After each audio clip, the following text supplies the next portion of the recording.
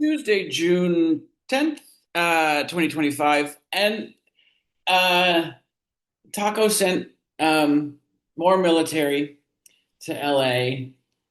It seems like they were wildly unprepared. I keep seeing all these images of like soldiers uh, just piled up on these concrete floors. Like there was no place for them to stay. Like the whole thing's um, very bizarre.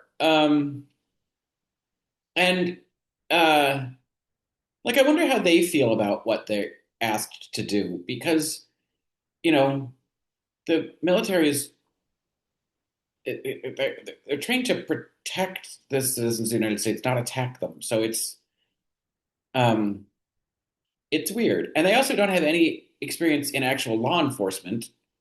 Technically, I mean, they may in their own individual lives, but not as military training is not the same as law enforcement training.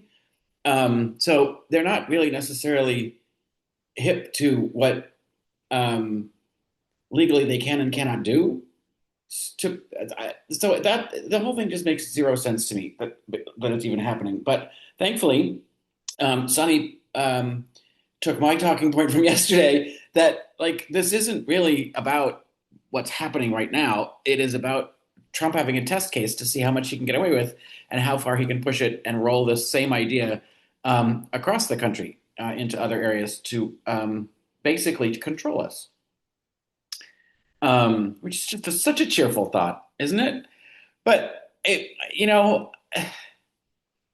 um, Joy uses the whole distraction thing, and I really, it really annoys me because I think it just minimizes the actual impact of what is happening and why it's happening because people are getting disappeared off the street.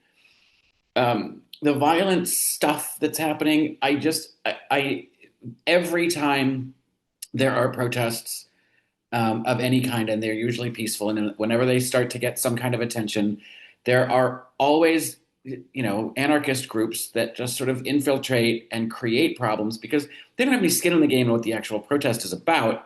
They just want to create chaos. They did it through all Black Lives Matter. All that mess that went on in Portland a few years ago. Um, so, like, I think people need to learn how to differentiate between what's the actual protest and what's um, anarchist chaos for chaos sake. They're helping. I get that they're helping tell um, the narrative of Trump's. Everything's violent and it's a hellscape and it's so dangerous. And it's like it's all happening in this tiny, tiny, tiny little part of LA. LA's huge, landmass wise, it's gigantic, and this is just in a tiny little section. Um, so the whole thing is just bizarre and a waste of effort and money and resources and um,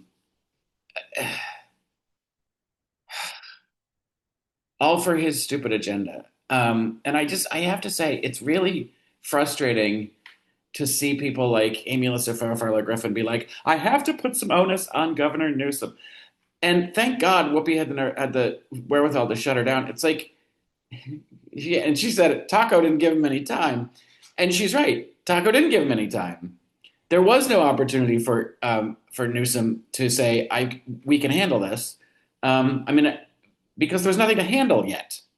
It didn't get violent until Taco threw in the troops. And it isn't really all that violent. This isn't like LA riots kind of situation where the whole city's going crazy. It's just this very small, concentrated little spot that was created by Trump intervening with troops unnecessarily. So it's a self-created problem, and uh, at this point, it's like now Newsom's hands are tied because it's already in. You know, the feds have come in and taken over. So it's hard to then say we're going to take our jurisdiction back from you now. Um, but I don't know. I have enjoyed that the way that he has been speaking. He's said things like, "There is no negotiating with Trump. You can't work with Trump. You can only work for Trump." And I absolutely refuse to work for Trump. Um, I don't like all this talk about, yeah, he's our new hero and he's going to be the presidential nominee. Shut that shit down. There's way too much time going on. There's way more shenanigans that are going to happen between now and then if we ever have an election again. People need to stop hero worshiping. I like the stance that he's taking, but come on, wisen up. We got a long way to go, people. And little Pollyanna Sarah Haynes is like, it shouldn't be partisan, and they should be working together. Like, yeah, there's a lot of things that should be happening in this country that aren't happening, because that's just not the fucking reality we have right now, lady. So, it yes, it should all work better. You know what? We should all have access to healthcare too, but we don't. Anyway, um, they're annoying. And then they brought on the whole cast of Sex and the City, which is just one just big giant multi-decade annoyance. I can't stand that show. And I haven't watched the new version of it. I barely watched the old one, but it's like you all just you're just you can't get out of your own way. Kate Bradshaw's a dum dum, and why this whole that whole weird abusive relationship with Big, and that somehow that was seen as like this big romantic, like, honey, you had fucking John Corbett, like like chopping logs at a cabin. Come on. When she walked out on that wedding, I was like, she's the dumbest person I've ever seen on television. I won't watch this program anymore. Anyway, yeah, so I'm not watching that continuation or whatever it is.